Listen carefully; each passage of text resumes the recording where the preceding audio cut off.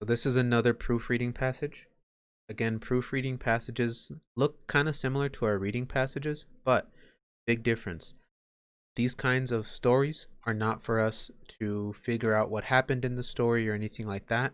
These kinds of stories, the proofreading, these are the ones where we have to find mistakes and we have to help them fix their writing. We know that it's a proofreading because instead of numbering the paragraphs, they number the sentences. So the first thing we're going to do is we're going to read their story. And again, if you notice something, if you notice a sentence and it doesn't sound right to you, or you think that there might be a mistake, put a little star next to it because there will probably be a question about it. If you find a mistake or you hear a mistake, it doesn't sound right or it doesn't seem right, there's probably going to be a question about it. It says Malcolm read about a different type of library. After doing some research, he wrote this paper. Read Malcolm's paper and look for ways he should revise it. Then answer the questions that follow. The Biblioburro. A bookmobile is a mobile library usually found in a vehicle, such as a van or a truck. Bookmobiles travel around, offering books to people who live far away from public libraries. Bookmobiles have been living in the United States for more than 100 years. There's a bookmobile in Colombia too, but it's a little different. In this South American country, a van isn't used to bring books to people. 2 donkeys are used instead. The Biblioburro is what it is. Almost every weekend, Luis Soriano takes his 2 donkeys into the countryside of northern Colombia. The donkeys, Alpha and Beto, wear pouches that say Biblioburro on them. The pouches are full of books. Soriano and his donkeys travel to small villages and rural areas where many children have no books.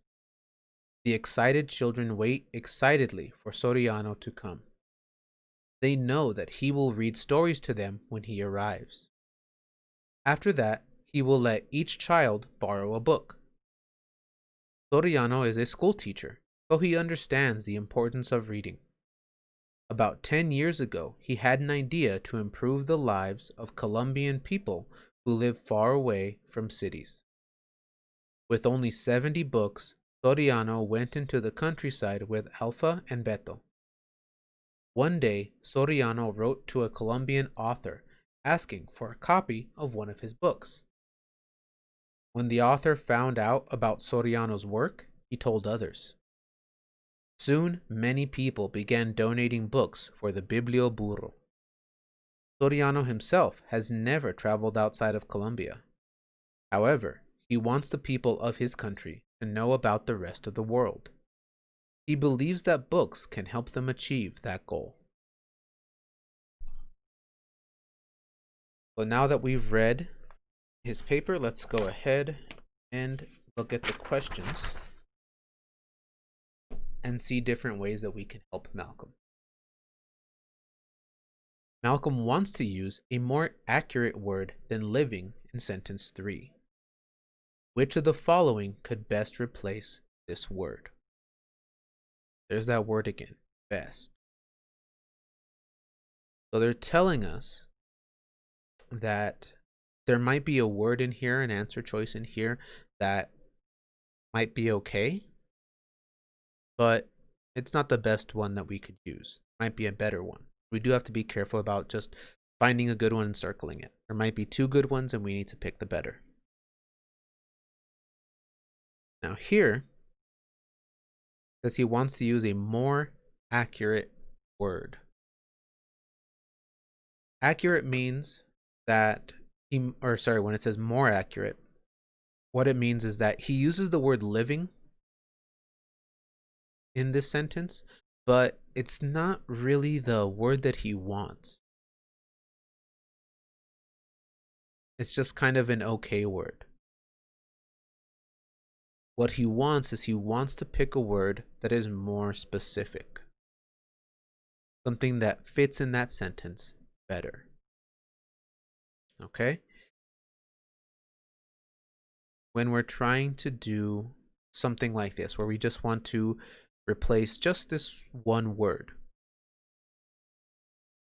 what we're going to do is we're going to go and take our answer choices and we're going to try them replacing that word. But something we want to keep in mind, if they want a more accurate word, that means that we need to be specific. Okay? Something I like to think about here is really quickly, just raise your hand if you or mom or dad or brother or sister has ever had to, like, when you go to a new restaurant or to a new place, they might have to use their phone and they might have to use the maps to like tell them where to go, like when to turn left and when to stay on which road and all that. Okay, so I see a couple of hands going up. So that's really helpful, right? Because they don't know where it is and the phone will tell them, here's where you go, you turn this way, you turn that way. That location or that feature, that's called GPS. That's what we're going to do. Okay? By that, I don't mean we're going to use our phone. What I mean is we're going to get pretty specific. So we don't just want to pick any word. It does say he wants a more accurate word. So whatever word we pick needs to be something specific. So let me find sentence 3, and then we're going to check which one of our answer choices is the most specific, is the best choice to put into sentence 3. Sentence 3 is right here. It says, bookmobiles have been living in the United States for more than 100 years. Okay, so here's the word living. GPS, yeah, exactly. So that's what we're going to be kind of using here. We want to be more specific than just saying living. Because living means like people, right? They're breathing, they're awake, they go to sleep, they wake up. But bookmobiles don't do that. Because like they said, they're normally vans or cars. Cars and vans and buses, they don't sleep, they don't breathe. It's not like the movie Cars where they were actually all alive. In real life, it really happened. So we're going to try our answer choices. And we're going to see which one works the best in our sentence. So the first one is showing. Bookmobiles have been showing in the United States for more than 100 years. So what do we think? Is that pretty specific? Does that work with our sentence? Bookmobiles have been showing in the United States for more than 100 years. Who can tell me what they think? Do you think it's a good answer choice or not really? What do you think of that? Bookmobiles have been showing in the United States for more than 100 years. Jaylene, what do you say? Is that a good answer choice or not that much?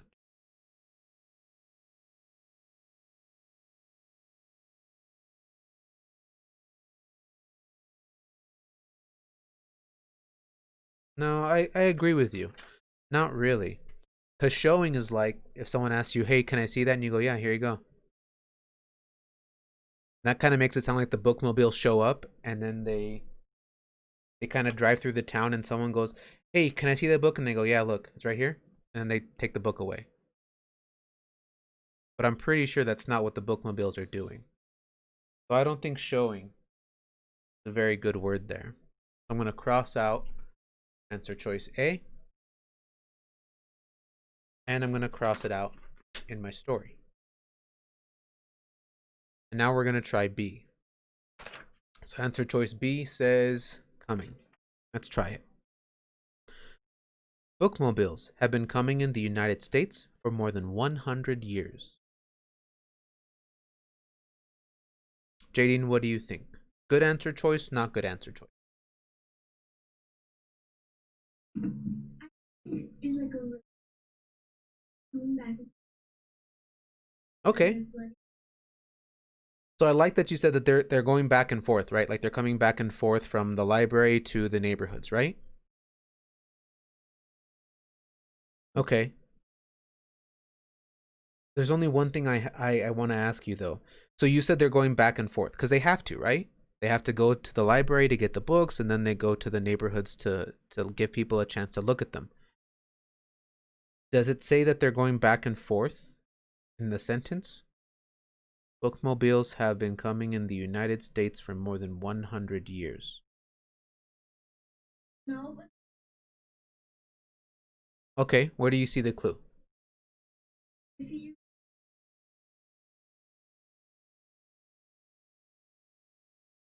Mm-hmm. But does it tell us they're going to the library? no. No. I think if they had added more words, I think that would have been a good one. But I think like there you again, you figured it out. They have to go back and forth between the library and between the neighborhoods. But they don't mention the libraries there. They just talk about the United States. I think this could have been good if they had some extra words, if they had added more words to the sentence. But if that's the only word I'm going to change or the only word I'm going to add, I don't think it works very well just on its own. If they had talked about the libraries or if they had used back and forth like you did, I think that would have been a better one. But just adding it by itself, I don't think it works very well. Let's try C. So, offering. Bookmobiles have been offering in the United States for more than 100 years. What does offering mean? Jaylene, what does offering mean?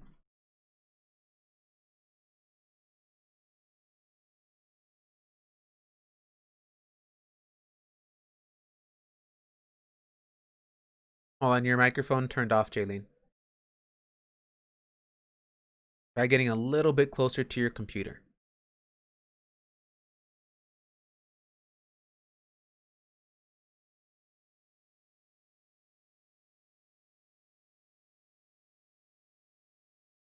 What does offering mean?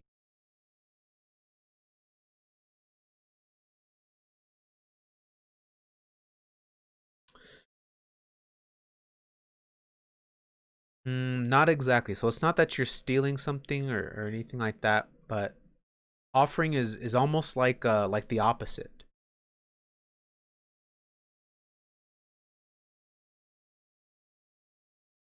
Oh, like you're selling something. Yeah, you could be selling something, or you could be if you're giving it away, that's another thing that you could do. So offering just means that, like, let's say I had this eraser, right? And I went, Jaylene, do you need an eraser? That's offering. Or like you said, I could be selling it to you. I could say, Jaylene, I will give you this eraser if you give me $5. So both of those would be offering. Bookmobiles have been offering in the United States for more than 100 years. What do we think about that answer choice? Does that one sound good? Does it sound like a good specific word for what they're doing, or not really? What do you think, Jaylene?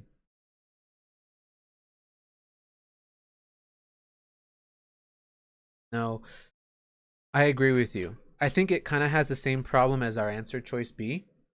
If they said something like offering books or offering stories, I think it would have been good because that is really what they're doing. They're going to the neighborhood and they're telling the people, hey, do you want to read this book? Do you want to borrow this book? That's what they're doing. They're offering, but they don't tell us what they're offering. They just use the word offering. So I think without adding any more words, it doesn't really fit in our sentence very well. Let's take a look at answer choice D. Operating. Bookmobiles have been operating in the United States for more than 100 years. What does operating mean? Jadine, do you know what operating means? When something is working, so Okay, that's a great way to describe it. Operating means when something is working. So, bookmobiles have been operating in the United States for more than 100 years. What do you think about that, Jadine? Does that sound like a good specific word for us to use? Yeah, I agree with you. As because Yeah, like saying it's still up, it's still working, that it didn't break down or it didn't stop or anything like that. So I think that'd be pretty good. Do you have a question, Jaylene?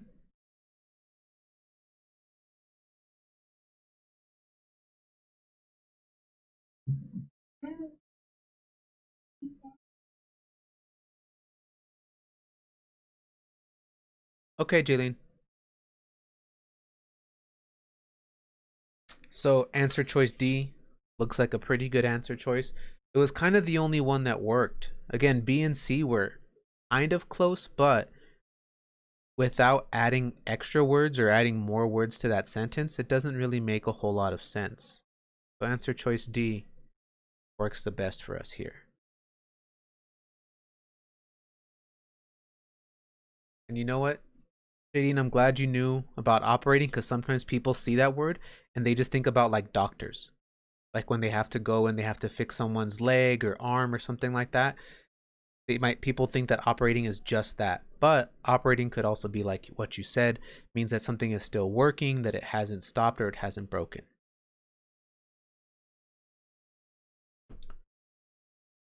Question 14. Malcolm wants to improve the topic sentence he has written at the end of the second paragraph. Sentences 4 through 7. Now, this is something where they want us to look at a whole paragraph. So they tell us about a group of sentences 4 through 7. So that means sentence 4, 5, 6, and 7. Which of the following could, that word again, could best replace sentence 7? So this time, they want us to replace a sentence. What does it mean to replace something? Bailey, what does it mean when we say replace?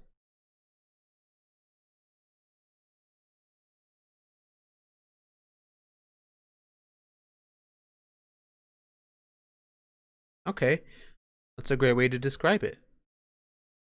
A lot of people, when something breaks, they replace it. Or if they find just a better one, they replace it.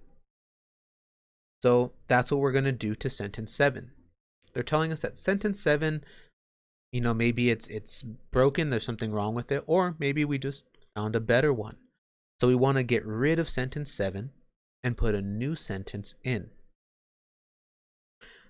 Now, they don't just want us to put any sentence in there. They want a topic sentence. A topic sentence has to talk about your main idea. That's why they call it a topic. Like when we talked about writing our prompts, our topic is what are you supposed to be talking about? So we need to go back and read that paragraph and see what that paragraph is all about. Let's find it first. Sentences 4 through 7. Here it is. I'm not going to circle every single sentence. I'm just going to kind of put like a box around the whole paragraph. I'm looking at all of this.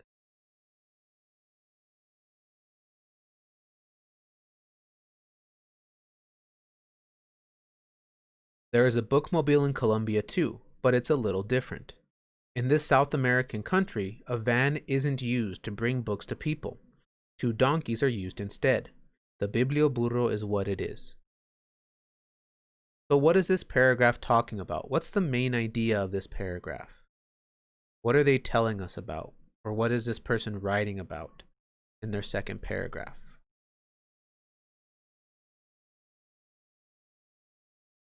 What are they writing about?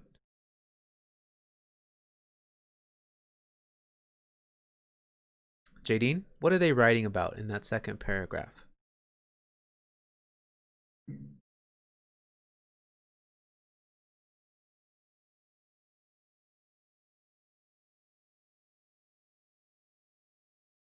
Okay, so they're talking about this kind of like special bookmobile that they have there, right? That it's not using a van, that they use donkeys there. So that's my topic, the bookmobile, but not just any bookmobile, the one here in Colombia, the one that uses donkeys instead of a van. So that's my topic. So whatever sentence that I pick needs to be talking about their kind of special bookmobile, the one that uses the donkeys. Now it does say replace, and like Bailey said, replace means that I'm going to get rid of sentence 7 and I'm going to use one of my answer choices. So I'm going to cross out sentence 7. We're not going to use it anymore. And instead, we're going to try the answer choices they gave us. I'm going to put F, G, H, and J. And we're going to try them one by one, and we're going to see which one works the best. So we're going to try F first. So I'm going to read the sentence, and then I'm going to say answer choice F at the end. We're going to see if it sounds good or if it's not that great. Because again, it does say we want the best one. There's a bookmobile in Colombia too, but it's a little different. In this South American country, a van isn't used to bring books to people. 2 donkeys are used instead.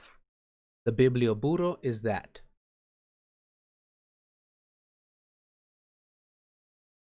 What do you think, Violet? What do you think of answer choice F? Is it a good answer choice or not really?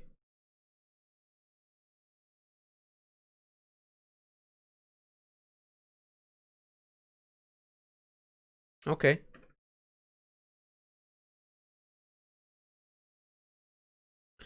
So again, it does say the best, so I'm just going to keep my eyes on it. I'm not going to circle anything yet because I might find an even better one. Let's try answer choice G. Okay, so this unique bookmobile is called the Biblioburro. There's a bookmobile in Colombia too, but it's a little different. In this South American country, a van isn't used to bring books to people. 2 donkeys are used instead. This unique bookmobile is called the Biblioburro. What do you think, Bradley? What do we think of answer choice G? Good answer choice or not good answer choice?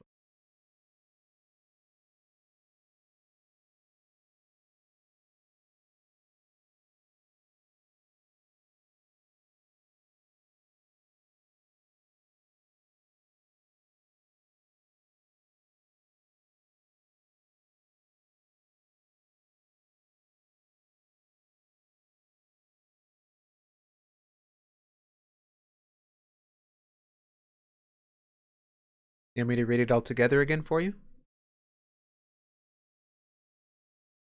Okay, so we got another good one. Keep my eyes on that too. Okay, let's try answer choice H. There's a bookmobile in Colombia too, but it's a little different. In this South American country, a van isn't used to bring books to people. 2 donkeys are used instead.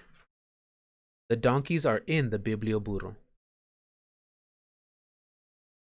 What would you say, Ezekiel? Is that a good answer choice or not a good answer choice? Okay, so we're saying no. Why do you think that's not a good answer choice, Ezekiel? Why don't you like it? I agree with you. It doesn't really make sense. If they used a van, then maybe the donkeys could be inside of it, because it does say in. But they told us before the donkeys are the Biblioburro. They bring the books to the different people. So I agree with you. I don't think answer choice H makes a lot of sense. We're going to cross it out. You've got one last answer choice to try, which is answer choice J. There's a bookmobile in Colombia too, but it's a little different. In this South American country, a van isn't used to bring books to people. 2 donkeys are used instead. It is a Biblioburro bookmobile with donkeys and books too. What do we think about that one? Is that a good answer choice or a bad answer choice? What do you think, Kylie? What would you say? Good answer choice or bad answer choice for J?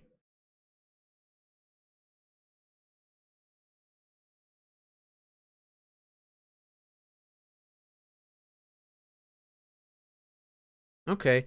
I don't really like it too much either. I don't think it sounds very good at the end of my paragraph there. We're going to get rid of J. Okay, that leaves us with two answer choices. And again, we want to pick the best one. So I'm going to read both of them. There's a bookmobile in Colombia too, but it's a little different.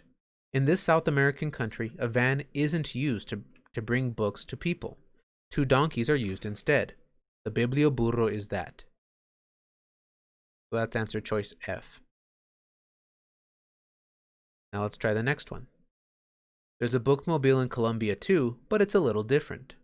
In this South American country, a van isn't used to bring books to people. Two donkeys are used instead. This unique bookmobile is called the Biblioburro. So I've got to make a choice. Do I want to pick answer choice F or do I want to pick answer choice G? Jadine, what do you think? Answer choice F or answer choice G?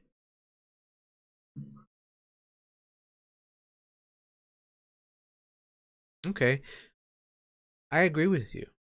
I think answer choice G is a better answer choice than answer choice F. This unique bookmobile is called the Biblioburro. I think it says what we need to. This is what they call it. And I like that they use this word, unique, because they're telling us it's different from all the other bookmobiles that people normally think of. Because it doesn't have a van, there's not like a little bus or a car, it's two donkeys instead. The other thing that I'm not sure about with answer choice F is let's check to see if answer choice F is a complete sentence. I believe that the Biblioburro is that. I don't like the way that sounds. I don't think answer choice F is a complete sentence. I think there's something missing there. I don't want to put a sentence fragment, something that's not complete, into my writing. So I thought answer choice F was kind of close, but I think answer choice G is a complete sentence. And I like the way that they described it. They used the word unique to let us know it's different, it's not the same, and they told us what it's called. So answer choice F is okay, but I think answer choice G better. And again, with these kinds of questions, that's why they love to use that word best, because you might find an answer choice that sounds good or that you think is okay, but then later on you might try a different answer choice and you might go, "Oh, no, this one's better." So we never circle just the first answer choice that we think is okay. We always check all of them before we make a decision.